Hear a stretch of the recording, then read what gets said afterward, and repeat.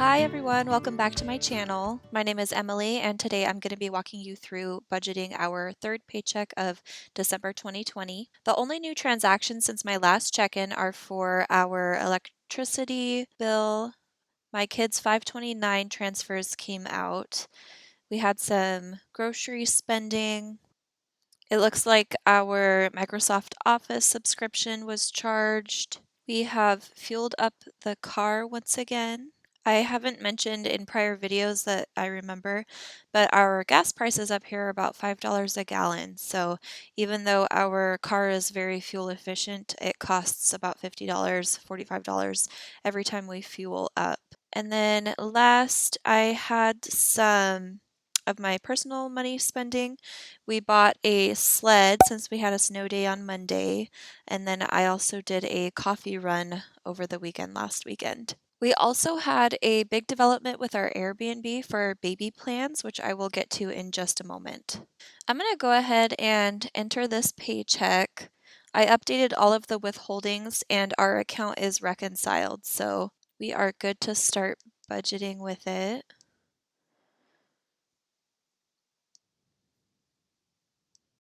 The very first thing I need to do is budget our withholding so it doesn't look like we have more money to budget with than we actually do. So this $1663.55 is what was actually deposited into the checking account from Trent's employer, so this is good. Okay, so the next thing is I'm going to refund this grocery category just so the bubble is green.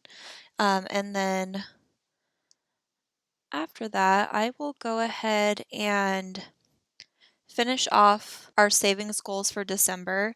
I skipped them in my last video, so I'm going to clean them up now. We've got sinking funds,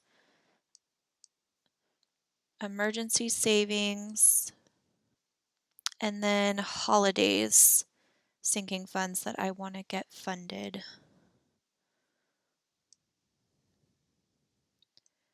So now that those are finished off, this last little bit is going straight on our baby plan savings.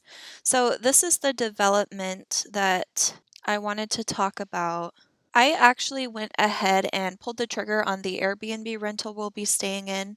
We found a place in a really good location close to the hospital, and the host was offering 50% off for the extended stay. So I didn't want to risk losing out on it. That had already happened with a couple of the rentals we were looking at. They became unavailable. The best part is this rental was literally less than half the price of what I was planning on spending. And on top of that, I got a $50 referral code and a $150 gift card from my sister for Christmas. So the deposit was only at $1,283 and the remaining balance will be about $450, which is scheduled to be charged in mid-February. And then to top it off, I used my credit card, so we'll be getting about $25 in cash back, which is very, very nice. So I'm going to go ahead and finish this Airbnb line off so that we have that $450 ready to go when the time comes. And then I'm just going to keep funding down this list until we run out of money. So 150, and then that is all she wrote. And then real quick, I'm going to edit these two that are completed and rearrange. So I'll be right back.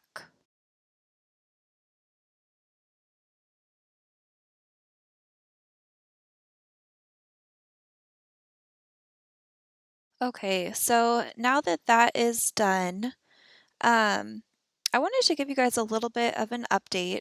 I'm going to be starting a new series on my channel this coming Tuesday called the 2-Minute Transfer Tuesday. It's going to be a weekly rapid fire walkthrough of me transferring something, whether it's $5 or $500 and everything in between, onto our current financial goal, which at the moment is getting our baby plans funded. This is inspired by Budgets with Grace, as well as the Young Millennial Budget, who I've seen doing Transfer Tuesdays for a little while now.